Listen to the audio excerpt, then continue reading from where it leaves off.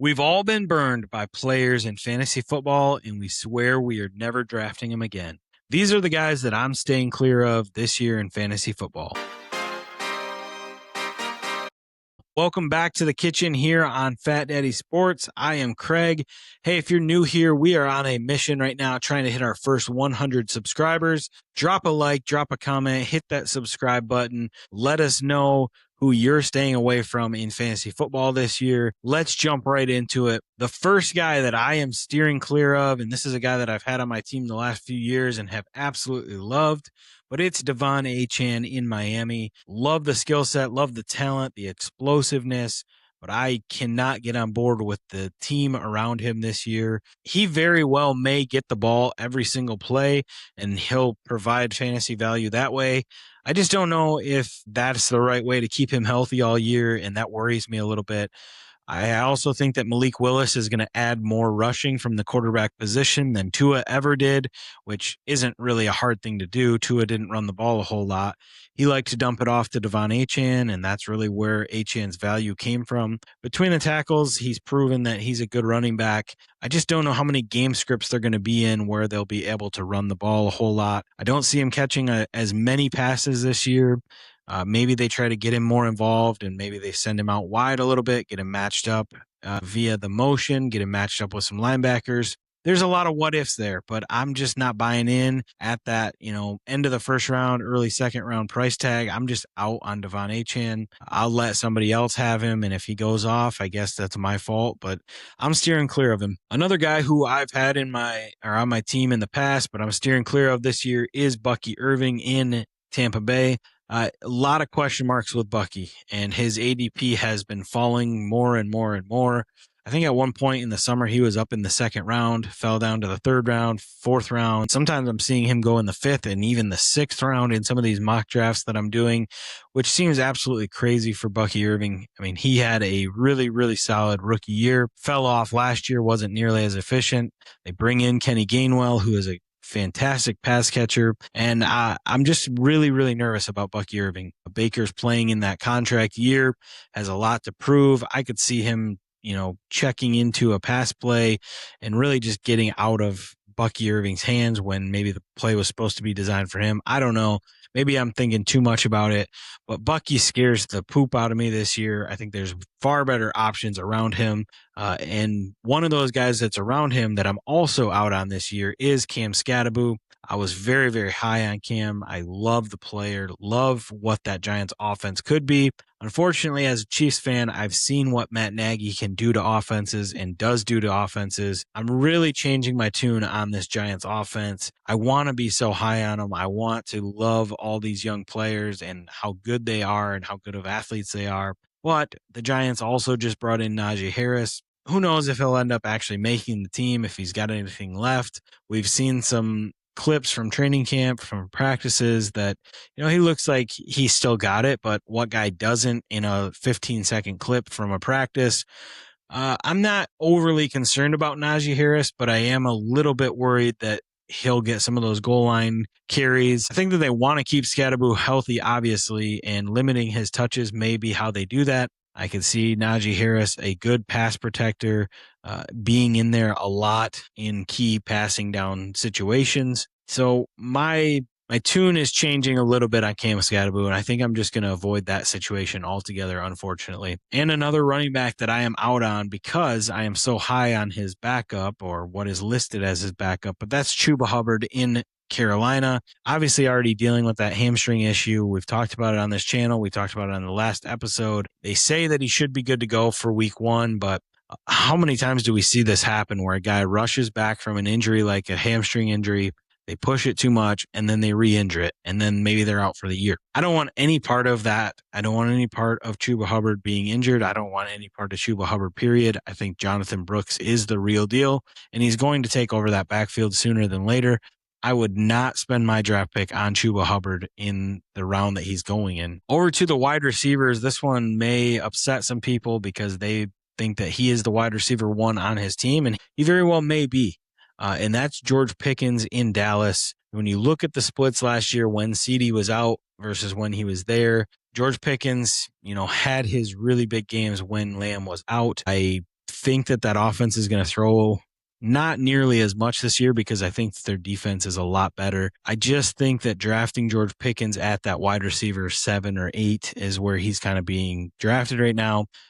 It's going to be really hard to return on that investment. He was the wide receiver 5 last year in a lot of formats, in a PPR format. And I just think taking him there at his ceiling is going to be really, really hard to replicate. I mean, he's going around guys like A.J. Brown and Malik Neighbors, who I think have much higher floors on a weekly basis. They should be the alpha on their team. And George Pickens very well may be the alpha in Dallas, but I really think that CeeDee Lamb is going to be that guy. He has been for years and years and years. Pickens is playing on the franchise tag this year. He may not even be with Dallas next year. Who knows? But I just don't think it's going to be as productive as a season as where he's being drafted this year. Still love the talent. Still think he's going to have a phenomenal year. And if he falls to you, absolutely scoop him up. But where he's being drafted at his ADP right now, I would stay clear of that. The next wide receiver is an old one. One that I was very, very high on at the start of this summer, and I've talked about it on videos here, and that's Mike Evans out in San Francisco. He gets a new home coming over from Tampa Bay after a number of years, and he's already dealing with injuries that kept him out from playing last year. He's now dealing with in San Francisco. He's been back at practice. He's been out of practice. He's practicing next to that famous substation. I just get really weird vibes about that 49ers team. And I don't want to because I was really, really high on them like a month and a half ago. I'm just getting really, really worried now that we're getting into actual draft season. And when it comes to me in a mock draft right now, I haven't had any of my live drafts yet, but in a mock draft, when I see, my name comes up and I see Mike Evans as one of the top options on the board, I find myself just looking other places because there's so many questions there with Evans. I think if he plays a full season, he's healthy all season, he's going to have a big year. But I think that's a big ask. I think that's a big if. I don't see him playing a full 17 games. And so I'm just looking elsewhere at that point in the draft. Another guy going just before Mike Evans, and he is also getting up there in age. I think he's 30 now. Maybe 31. I can't remember exactly, but that's Terry McLaurin in Washington. I've talked at length about the Commanders' offense and my concerns there. They lost their tackle, Laramie Tunsil. I think that's going to hurt that team. And I worry about McLaurin. They bring in Stephon Diggs to be that wide receiver too. And I could see him being a lot more reliable option. Obviously, Terry has gotten his paycheck. He's done a lot of really good things over the years. And, if you're getting Terry as your wide receiver 3, I don't have a problem with it. But I think that you're drafting him. He's currently going as the wide receiver 24. I think you're taking him at his ceiling right there. I don't see a whole lot of upside at that point.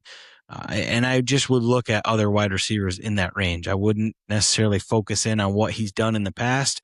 I look at this current Washington Commanders team, and I just don't think that Terry McLaurin is going to be that top 12 wide receiver. I think you're drafting him really where he's probably going to finish, and that is right at a bottom end wide receiver 2, a flex play. And that just doesn't really excite me. I would rather take a swing on a younger guy that maybe has a more explosive ceiling, and I would look other places than Terry McLaurin. Another guy in that same range, these are all kind of in the same round or two, and that's Rome Odunze in Chicago. This one is more so just that I am a big believer in Colston Loveland. I'm a big believer in Luther Burden, and I think that those two are going to eat up a ton of targets from Caleb Williams this year. I'm worried about Rome Odunze. I mean, that's a guy who has shown he could be good and then he disappears, and then he could be good and then he disappears. And I don't want to be on that roller coaster all year round. So when I get to the draft and Rome Odunze is sitting there, I usually look right past him. I don't even think about it for any amount of time. I look somewhere else. If I'm going for a pass catcher in that Chicago offense, which should be a very good offense, should score a lot of points, I just don't know that there's room to support 3 pass catchers there. And I think Loveland is really probably going to score a lot of those points. I don't feel comfortable taking Odunze with that pick. And rounding out the wide receivers for me, it is the Pittsburgh Steelers wide receivers. This one is more so their quarterback to me. I mean, we saw last year that they couldn't get the ball down the field. Rodgers couldn't get it down the field. He's just It takes everything he has to get down the field. And you're talking about DK Metcalf, a guy who in his career has shown, he can be really good. He could be an elite wide receiver, and then he also could just disappear. And a lot of times last year, we saw him just kind of disappear when you needed him the most. Very low production. They go out, they get a guy in Michael Pittman who comes over from Indianapolis, a guy that plays on the outside, a possession receiver, a big wide receiver. I think if anything, they're going to target Pittman a lot more.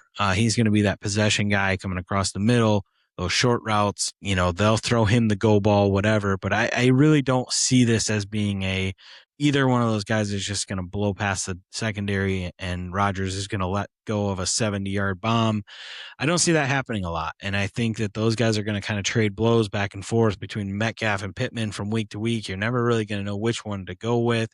And I think that's reflected in where they're being drafted. I mean, they're going as wide receiver 32 and wide receiver 41 right now. So I think as a whole, the fantasy community doesn't really know what to make of that split. I'm just steering clear of that. Really, that whole Pittsburgh offense in general scares me a lot. I don't know what to make of the backfield. I don't know what to make of the wide receivers. I'm just going to pass on the Pittsburgh offense. I have no idea what to expect, and I don't want to derail my half of my season or my whole season by making a pick there in a guy that I'm just not sure on. Going over to the tight end position, and this one's a little counterproductive of what I was just talking about with the wide receivers, but for me, it's the middle round tight ends. So like the Tyler Warren, the Colston Loveland, while I think that those guys are phenomenal, I think they're going to be really, really good. I just don't know. I think there's a clear tier break between Trey McBride, and Brock Bowers, and then there's a tier break. And then there's a group of guys that I think Colston Loveland and Tyler Warren are probably a little bit ahead of, but you've got guys like Tucker Kraft, Sam Laporta, Harold Fannin Jr., guys like that those 5 guys might all be very, very close.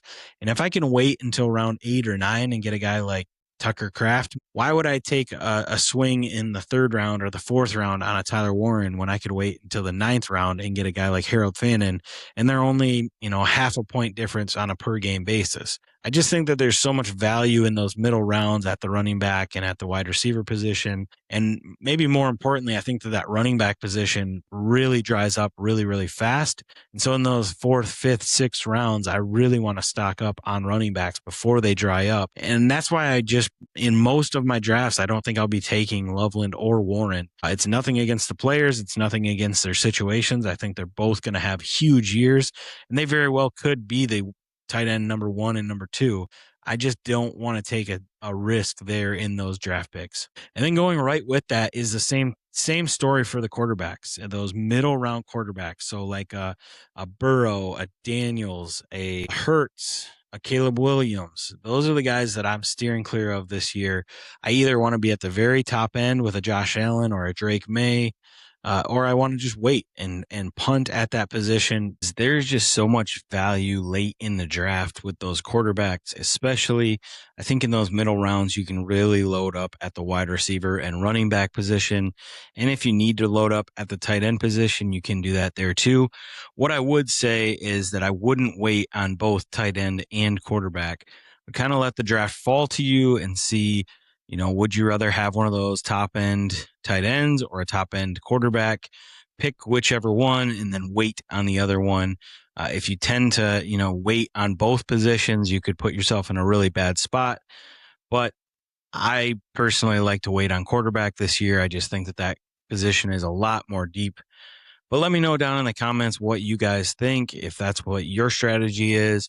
Who are some guys that you are trying to steer clear of this year, or maybe even positions? Just let me know down in the comments. Hit that like button, hit that subscribe button, and I'll catch you guys on the next one. See ya.